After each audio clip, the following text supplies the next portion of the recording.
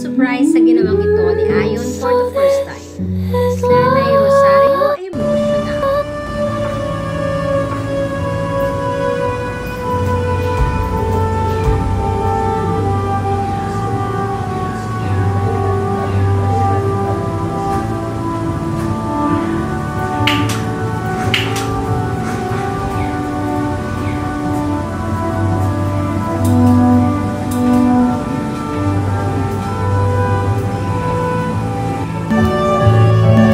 Over the moon, ganyan nga i-describe ni Vice Ganda ang kanyang Valentine's Day kasama ang kanyang better half na si Ayon.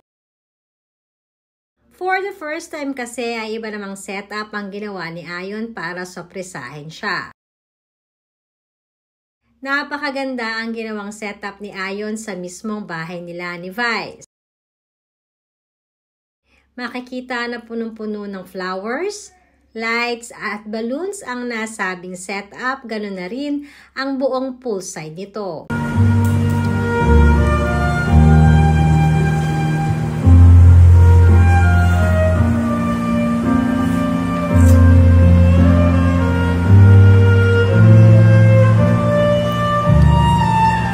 Sinasabing emotional din ang nanay ni Vice Ganda na si Nanay Rosario dahil wala daw di umanong pagbabago ang ginagawang ito ni Ayon para pasayahin si Vice.